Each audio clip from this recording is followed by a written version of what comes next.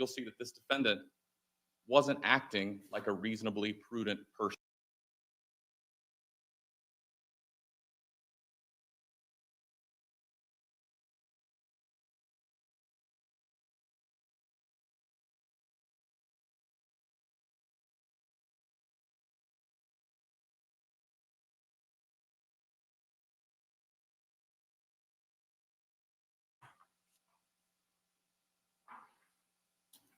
So one of the first things that opposing counsel said in their closing argument was that you should use your common sense.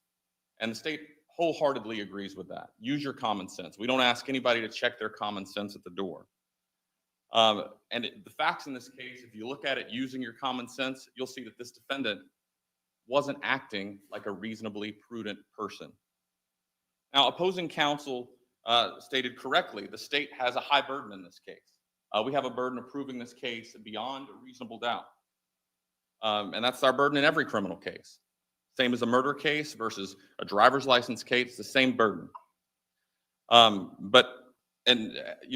we were in jury selection, we obviously hadn't met that burden. The question was asked, I believe somebody, if you had to give a verdict right now, what would it be? Obviously, you heard no evidence, be not guilty. Opening statements aren't evidence. So anything you heard after opening statement, if you had to give a verdict at that point and deliberate, it should be not guilty. But as evidence comes out in this case, that cloak of innocence is stripped away and has been stripped away from this defendant in this case. And with the evidence that's here and the evidence that you heard on that stand, he now sits before you a proven guilty man. So, we do have to meet the elements in this case. And opposing counsel talked about a peanut butter and jelly sandwich, right? So have a peanut butter and jelly sandwich, you got to have the bread, you got to have the peanut butter, and you got to have the jelly. Those are the three elements. So, a pretty good analogy to the elements in this case. For manslaughter, there's just, the two elements that we talked about, then the three elements for second-degree murder. And that's what we've got to prove. We've got to prove each of those elements beyond a reasonable doubt. But opposing counsel also said in his argument that if you have any questions or any questions about any of the facts in the case, then that's a reason to find the defendant not guilty. That's not true. That's not correct. We have to prove the elements beyond a reasonable doubt. But if you're going back there and you're wondering, well, I have a question whether the victim's car was gray or black.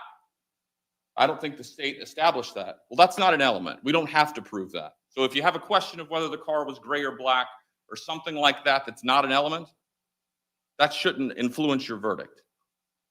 We have to prove the elements beyond a reasonable doubt, and we've done that here. We've made the peanut butter and jelly sandwich, as opposing counsel talked about, because we've hit those three elements for second-degree murder. Opposing counsel talked about a text message that you didn't see the actual text message that Terara Walker talked about. Okay, I mean, you can believe what you want. Obviously, weigh the credibility of the evidence, but she showed up there. You can use your inference, as opposing counsel said. Why was she there? Right? She said it was because she got a text message. All right, you can decide if that makes sense. Opposing counsel talked a lot about the crime scene being contaminated, but how? You didn't hear anything in the testimony, the evidence of how it was actually contaminated. They infer that somehow maybe with no evidence that a gun was present and was taken. But there was nothing that you heard. Nobody testified to that. None of the evidence you heard showed that. They talked about, Corporal Morris, the first person that arrived on scene. Yeah, he didn't search the vehicle because the first response was to try to save a life because of the actions of this defendant. And his priority at that moment wasn't to secure the vehicle that he was, right next to. And you can see, that he was there the entire time, that the defendant's father was there, that Terara Walker was there. And she was, by the way, hysterical this entire time. From the moment that this defendant shot the victim in this case, and she runs to the neighbor's house to when law enforcement responds, and you can see on Corporal Morris's body cam, she is hysterical. Is this a person that's in that moment just beside herself, she's gonna take a gun or something and try to hide it somewhere.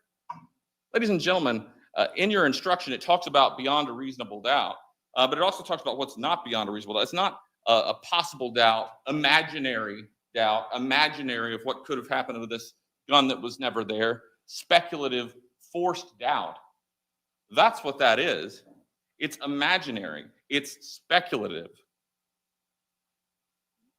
Now, opposing counsel talked about the height difference between the defendant and the victim, and yes, the victim was tall. He was 6'8". But this, and you can consider the relative height, but this wasn't a fist fight. This wasn't even something at the time that the shooting happened where they were in arm's reach of each other. It doesn't matter how tall you are when the other person has a gun. And yeah, if the victim and him were engaged in a fist fight, maybe he feels the need to bring a gun out to defend himself at that point. That's not what happened. That's not the facts of this case. So the fact that he's 6'8" doesn't have any bearing on whether his actions were reasonable. They weren't reasonable. Also, opposing counsel talked about, Adrien Payne should have left. Maybe he should have. None of us were there, but there's one person on trial today, and that is this defendant, not Adrien Payne. He's not here today because the defendant acted in the action that he did, and he killed him. That's why. Now, opposing counsel talked about the defendant's son and father being present, but the defendant even acknowledged in his own testimony, begrudgingly, that there were no threats made to his son, there were no threats made to his father. He wasn't protecting them from some sort of threat from the victim in this case.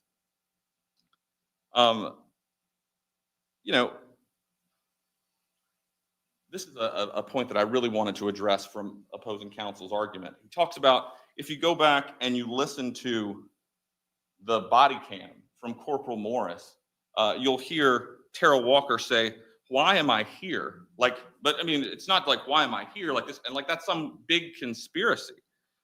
I encourage you to listen to that body camera. She is hysterical, and she's standing there and she's asking, "Why am I here as I watch the father of my child be murdered?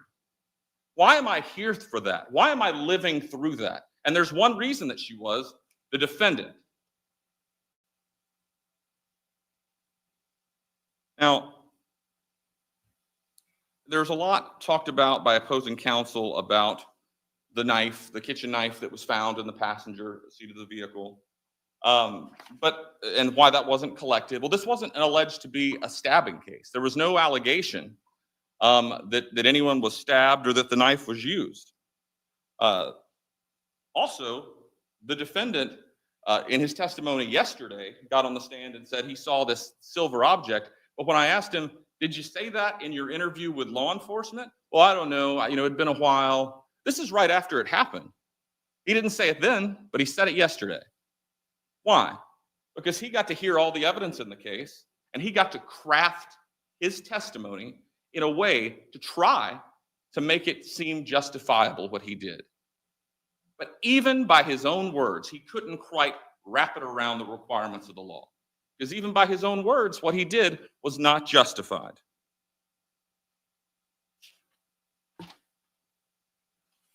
Now, opposing counsel is right that when he first had his words, or whatever the case was with the victim in this case, and he went in his house, he was not required to call 911. That's true. He's not required to do that. He's not required to cower or anything like that. But that doesn't mean that because he's not required to do that, that somehow that makes his actions justified. He has to meet the requirements of the law that we talked about previously, that his actions were something that a reasonably prudent person would do. Just because he didn't have to call 911 doesn't mean his actions of arming himself with a gun, coming out and shooting a person that's not in arm's reach of him, not on his property, not armed, is reasonable. So yeah, he didn't have to call the police, but he was not justified in doing what he did.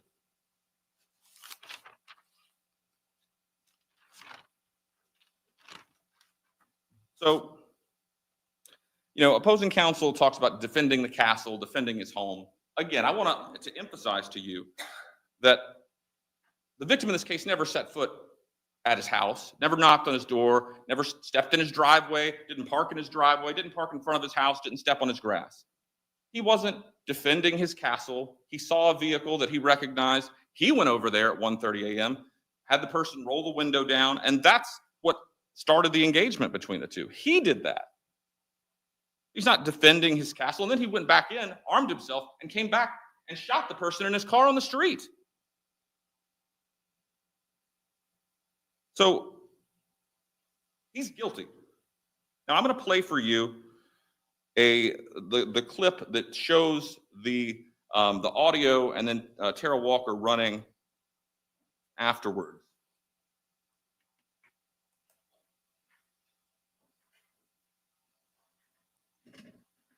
And you can hear for yourself. You can't see it, but the audio paints a picture.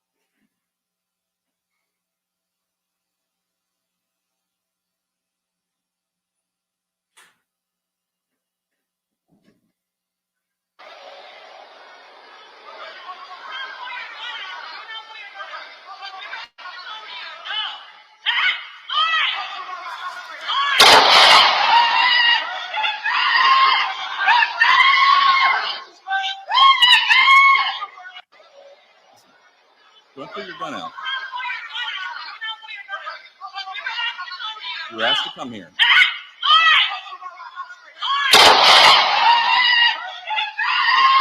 Bleeding. Do not pull your gun out. Do not pull your gun out. You were asked to come here, Lawrence.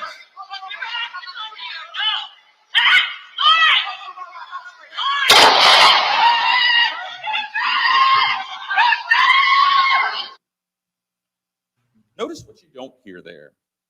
You don't hear anybody yelling, Adrien, put your gun away.